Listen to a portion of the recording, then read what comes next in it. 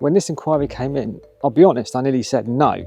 And that's because I've never done a mobile home before. And I think that's quite a common thing with electricians, if you've never done anything before, that you're a little bit apprehensive. But I think that's just quite a natural thing. That is where I plan to install the EV charger. And this is the mobile home. And my access to underneath it is through that hatch there. Now the challenge with this one is not the EV charger install itself or the cable route, it's everything else, all the other components. Where this isn't a typical house installation, you need to work out and determine if the supply to it is suitable for an EV charger. Let's have a look around. This is the consumer unit.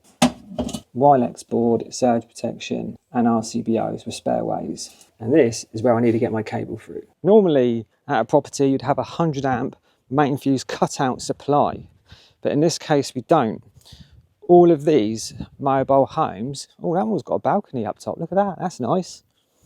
Anyway, it's fed from a sub-main board here.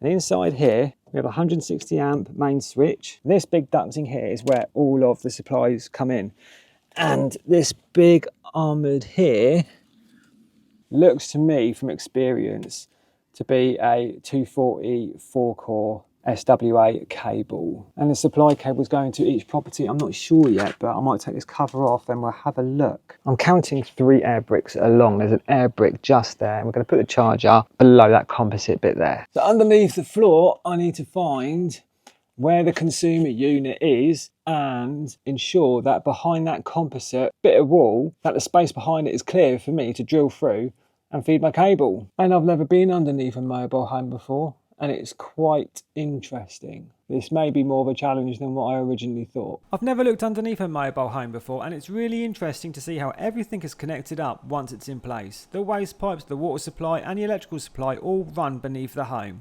The good news for me is that there's a clear route for the EV charger cable. Now it's just a case of finding the neatest way to get it from one end of the home to the other. This is where the cable comes up through the floor, up through there.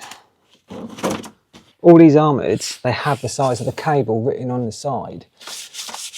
And this one is pretty badly scuffed, but I should be able to see it somewhere. It's a 16mm SWA, which is fine. I can make that work. And it's written just there, 3x16mm. So I need to get the cable from here, somehow, across here.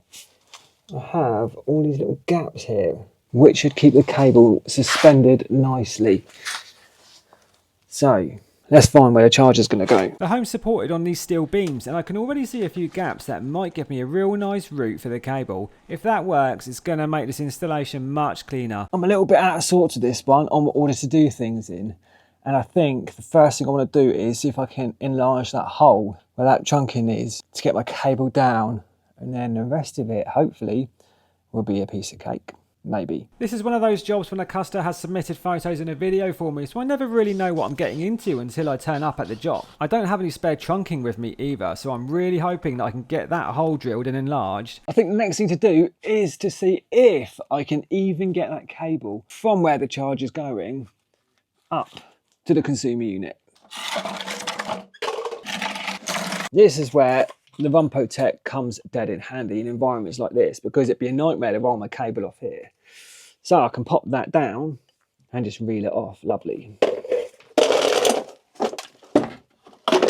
My plan, hopefully, is to have all of these RSJs, which the house sits on. And I'm planning just to run my cable alongside that timber.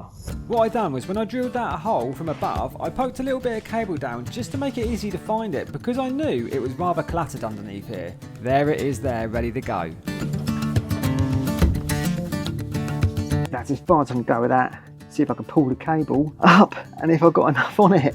Now it's time to make my way out and go and see if there's enough length on the cable. Give myself a bit of a quick dust off before I go in the client's house, and luckily it was absolutely perfect. Time to get those tools out, finally.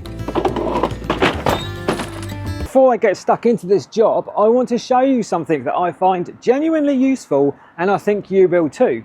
I installed this EV charger here over 2 years ago now, and since then they've had a Tesla Powerwall home battery system fitted. The trouble is they're on Octopus Intelligent Go, which means the car starts charging at any point and you can't set the battery to not discharge at the same period of time all the time. So I need to reconfigure this wiring here so the battery no longer sees the car charger. Now I can't remember every single thing that I done 2 years ago, and I don't have to because I create job management packs in Tradify. So rather than trying to rely on my memory when I received a phone call about the problem at this job, I just opened up Tradify and opened up the client's job pack. I'll show you here. So here under notes, I have the charger installed, photos and their certificate. And I just opened that up and I have exactly what I installed, photos of the installation, and that was enough to jog my memory after all of this time to remember who my client was, where it was because I can see the address, and everything that I'd done. So I could tell my customer over the phone that I can fix this for him, no problem. For me, that's one of the biggest advantages of attaching everything to a job. When a customer rings you a couple of years later, or you just need to come back and sort something out, you're not relying on your memory to remember everything that you've done. All the information you need is right there where you need it, and that is why I strongly recommend getting yourself some good business software such as Tradify, because once you've finished a job, it's not quite over. The customer is always going to remember who you are. So give Tradify a go, use my discount code SOTA to get 50% off your first 3 months, and you also get a 2-week free trial before committing to anything. Just do it. The next question is, will the Hypervolt even fit there? Let's find out. There's not many really good places to fit the Hypervolt on this installation, and my customer really doesn't want it on the side of the building. So we're going low this time, and we're going to make a note of it on the certificate. 35.5 centimeters. I like to get this part absolutely perfect because this can be center or between this black post and this edge here, or it could be center of the window, which wouldn't be the center of this. So I need to know exactly where this needs to go. A quick chat with the customer and we decided to go centre of the window, which makes sense to be honest. And where that brick wall, it finishes where you see it, and that's just to hide the underneath of the mobile home. So I need to be super careful when I'm drilling through it because I don't want to damage that in any way at all. So I'm using my core hole drill bit, taking it easy. I don't want to make any mistakes on this job at all. One of the biggest unknowns on this job is now behind me. I never had any photos or a video of what was underneath the floor, so it all came as a bit of a surprise. The cable route is now sorted, so it's time to head back outside and see the installation start to come together. If you're looking to get an EV charger installed, the Hypervolt is a really good choice, especially if your energy provider is Octopus. Now where I'm installing this charger super low, there's a couple of reasons for that. One, my customer doesn't want any cables on show. That would mean fixing it on here and then you'd see the cable, so we don't want that. Two, I'm going to put on my certificate a deviation to the regs in that section anyway, just noting that I have installed this charger at the client's specification sort of level where they want it. And three, I'm right on the coast, so it's going to help prevent any sort of corrosion hopefully, because I can feel the wind on my neck. And we've got this wall acting as a barrier here as well. And with this charger, it doesn't really need to be accessible by the client at all, because it's got a holster which we can mount anywhere, and I'll show you that a little bit later on.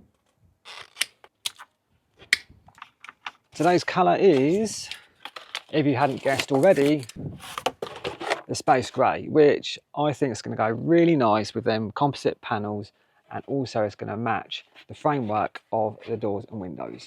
As you can see there, it's pretty bang on. The question is though, where do we put the holster with the charger all the way down there? Well, my customer's made a decision and I'm going to share that with you at the end of the video. You may be surprised. This mobile home is brand new, and that means it has a brand new consumer unit with surge protection. The brand on this occasion is Wilex, and you can get a double pole RCBO to suit this, which is perfect for EV installs. Normally I like to put that junction box on the outside of the consumer unit, but I can't here because I haven't got any of this, the single line conductor outside of it, so it's not really an option. So with this one, I'm going to put the CT clamp around the line conductor inside the consumer unit. Just like this, you can see that CT around the brown wire there in the direction of the current flow. Now time for a quick tidy up inside this cupboard, and we're on to the testing. A decision has been made not to install this at all. And that's because where it sits here, it looks nice and tidy, to be honest, and if you stand up, it's easy to reach. But I'll leave this here in case he changes his mind.